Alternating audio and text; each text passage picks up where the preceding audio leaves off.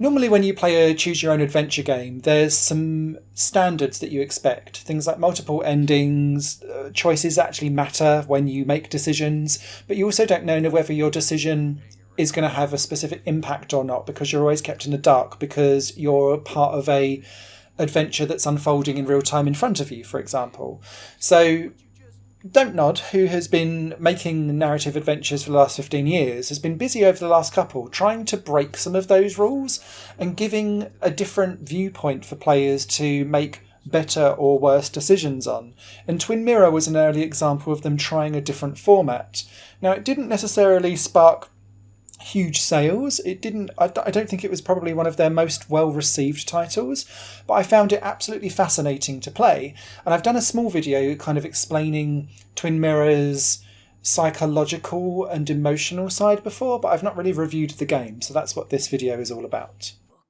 In Twin Mirror, you play as Sam, who is an investigative journalist who's left his hometown but returned back to it because his friend and former investigative journalist himself, Nick, has been killed or died, and you're trying to uncover some of the dark, dangerous web of intrigue that surrounds his death, because not many people think that there's a problem, but you think that there is. And so you're busy reconstructing why your friend Nick has died and trying to piece together pieces of this puzzle, but you're also a man that is very broken themselves into two sides. You've got the rational side and an analytical side, and one wants to be accepted by people and places and feel happy about themselves, but the other side is much more depressive, negative, reclusive, not very happy about the way how everyone is putting on a front in the town of Basewood, where you've returned back home to, and you want to be much more confrontational.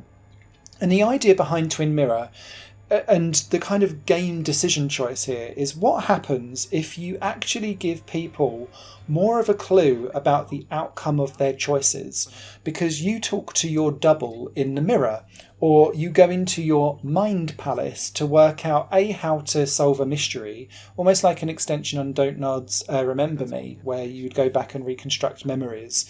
Mind Palace does the same thing, but from an investigative point of view. But you'll also have your double along for the ride. And so whenever you're making a decision, it will highlight, are you doing something to fit in with the town and to get along with people and feel much more accepted by the community? But in doing so, you're not necessarily being truthful or driving for the truth or being idealistic, for example. And so it constantly puts out this, do you want to compromise and be part of the group and part of the society and community that you've now put yourself into? Or are you going to be aggressively awkward, but therefore stick to like the whole companion of the truth? And I think this game, particularly over the last few years, has made me really think much more around this black and white society that we try to make out the world to be in, when actually every scenario that we have is a mixture of grey. And Twin Mirror tries to gamify this idea by putting you into situations where going for the truth is going to hurt various people that you've held close, such as your previous lover, Anna. And so, like, you can rekindle your love for her, but in doing so, you're going to need to compromise on a lot of truth things. So, what are you going to do? There's same with a young teenager who, now that Nick has died, is very affected with all of this and is going off the rails. So do you want to look after them or continue digging for more details on how to solve your friend's murder, but in doing so hurt them? So you really have to balance up all of these different decision points. But it's far more on the nose with where you take your decisions. And I think that maybe takes out some of the enjoyment of riding the waves of the investigation and the story, because it tells you more about what you're going to do. But then on the flip side, I think for some people, and I think I put myself in this camp, I sat and agonised more over knowing what my choices were going to provide for the next beat of the story. And there was still some element of surprise afterwards, but it kind of made me go, okay, I'm making a conscious decision now that is going to hurt these people, because it really puts it in front of you and hammers that point home. Where you feel on that point, I think, will ultimately determine how much enjoyment you get out of Twin Mirror. But I found it a really fascinating exploration into what makes a choose-your-own adventure really engaging to play.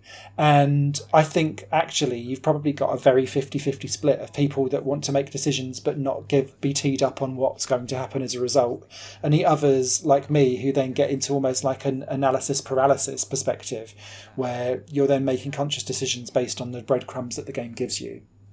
Graphically, I think this game is beautiful.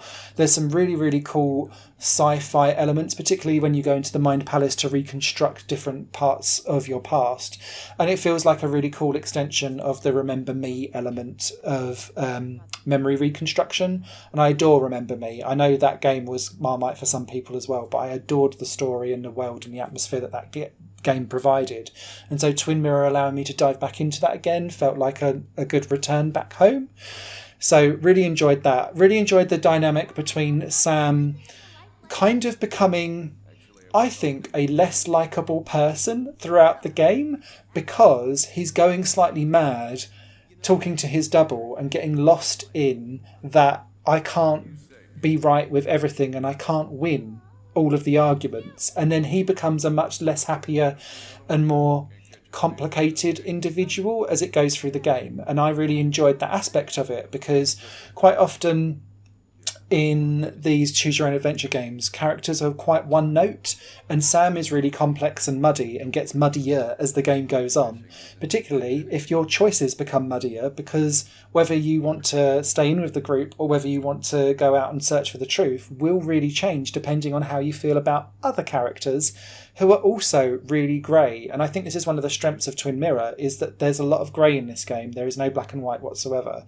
And that I found really quite intriguing. I really enjoyed the voice acting and the sound design, and I thought it was really well put together. Music isn't there throughout all of the game, but it really punctuates some of the tense and emotional scenes perfectly.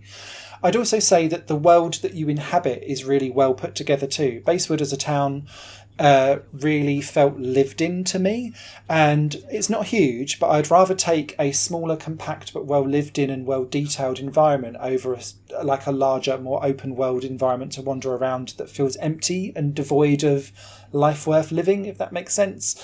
So I think it was a good design decision with Twin Mirror to just give you a few key locations that are well detailed. The story is also quite succinct and to the point, no fluff or filler. It really jumps from scene to scene, reminding me a little bit of like Fahrenheit, where you jump from scene to scene in that, and each scene was designed to give you a purposeful outcome to the story that would advance either the character and the way how they think and feel, or the actual overarching plot as well. There's two real key endings here, reminding me a bit of Beyond Two Souls, and there's a key choice and a couple of key choices that really put you into those paths. And that's why I think some people will say, oh, your choices don't really matter because it all comes down to a specific thing at the end.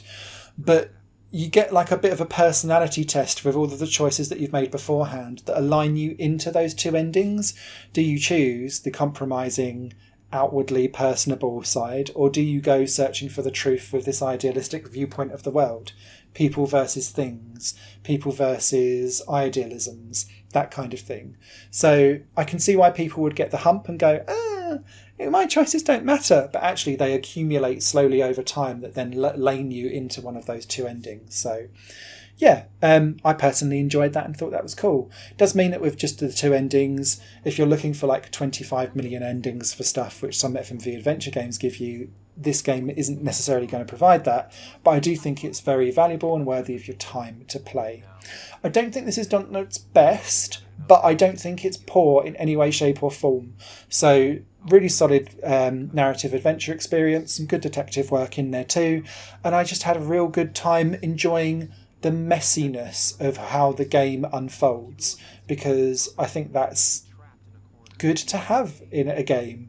Everything is slightly ambiguous. Nothing is for certain black and white. It's all grey, and Twin Mirror goes out of its way to show that for you by giving you even more of next steps so that you can think that you're making definitive good choices or bad choices, but actually you're just getting more into the soup of daily life. Written review will be over on higherplanegames.com. Take care. Higher Plane Games is part of the Higher Plane Network, a completely independent media outlet supported by people like you.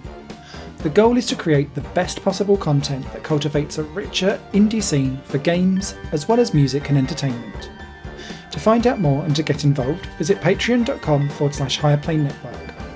Your support makes all the difference, and in return you'll gain access to bonus content and downloads. Thank you for watching.